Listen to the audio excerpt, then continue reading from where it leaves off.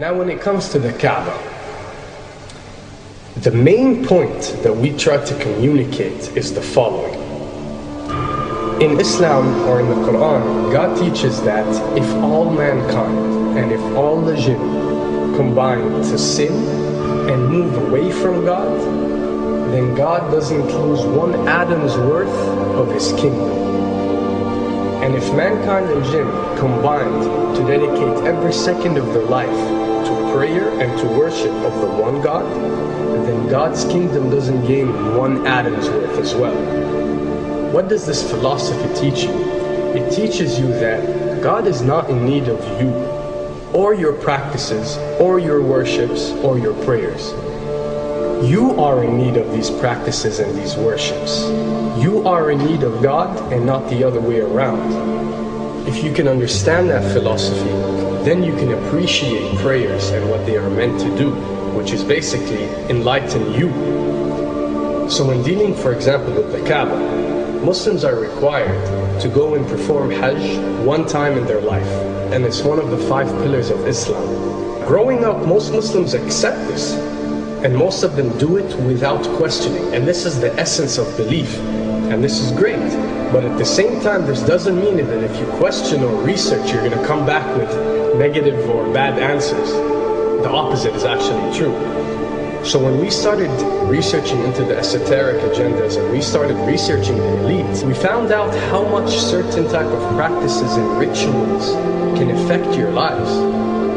So when we went and placed this on Islam, we developed an even deeper respect for this religion and a far deeper respect for God and the creator of us. So when you go to the Kaaba and you circle around it 7 times, the essence of this worship is not that you are worshipping a stone, or that you are worshipping a house, or that you are worshipping a Kaaba. The Kaaba is merely the focal point or the centerpiece that all Muslims have to unite and focus their energy and prayers towards in a practice that is actually worshipping God.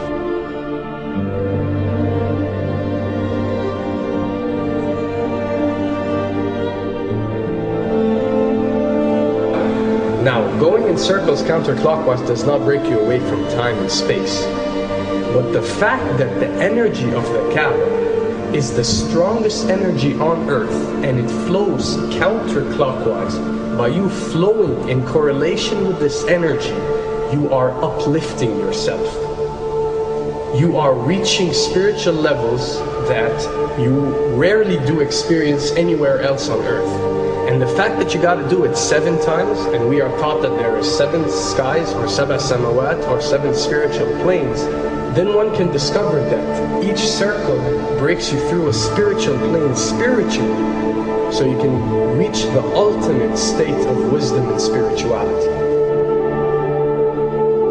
Does this mean that only Muslims can reach this level? Does this mean that if you're not Muslim you give up or you reject this information? Not at all. In essence, any one of you, regardless of what your faith is, if you are dedicating your worship and your journey to the one and only Creator and not anything created, then you are on a righteous path.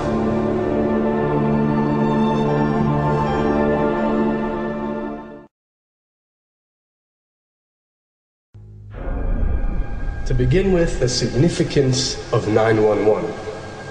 What you have to understand, and what we are trying to explain, is that when dealing with extra dimensions, or when dealing with beings from extra dimensions like jinn, for example, or when dealing with the Illuminati, or the elite, or people that follow a certain type of esoteric agendas, although me and you communicate through words and letters, they have chosen a different type of language. And this is a cross-boundary type of language. This is a language that goes across the boundaries, understood by all. And this is the language of numbers and shapes. And this is why whenever you do research about these groups, you'll find out that they practice something called sacred numerology and sacred geometry. What does this mean? It means that each number is given a meaning. Each shape is given a meaning. A meaning is communicated whenever a shape is presented or a number is presented by these specific groups. I'm not talking about random people or random groups. We're talking about specific groups that follow this type of agenda. When numbers are used, it signifies a certain type of meaning. When shapes are used, the same is followed. So, in their definition, in a numerological sense, 10 is the Alpha and the Omega, or the God. 11 is a step above God. 101 is a step above God. 911 or 911 is the skipping of God. It is the ultimate challenge. It is going from number 9, which has a specific meaning, to number 11 without going through 10. It's skipping God. So it's no coincidence that this event that we call 911 today took place on 911. It is the ultimate challenge. So now that we understood what 911 means, what other practice do we do that deals with 911? Calling a number whenever you are in an emergency. Now, creating an institution that helps people whenever they are in need of help and whenever they are experiencing an emergency is fine. There's nothing against it. There's no religion, there's no logical person on earth that will tell you this is wrong. But when you understand how sinister that these elite are and the way they work on a level that's way beyond what you think. So the fact that when you're experiencing an emergency or when you are in need of help, you have to pick up a phone and dial 911, which is the ultimate numerological definition of skipping God, then you'll understand how these people work.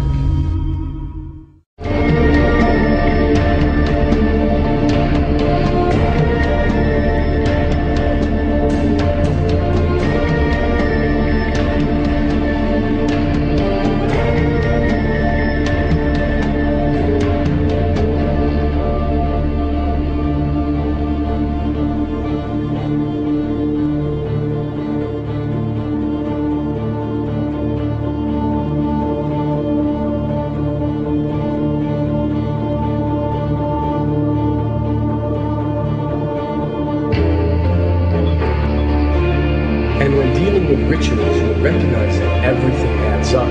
For something to be a ritual, everything has to be in place, everything has to be perfect. And my advice is, if you want to recognize that something is satanic, it has to add up in all sense. The numbers have to add up, the shapes have to add up, the event has to add up, it has to have one general meaning. The pieces of the puzzle fit perfectly.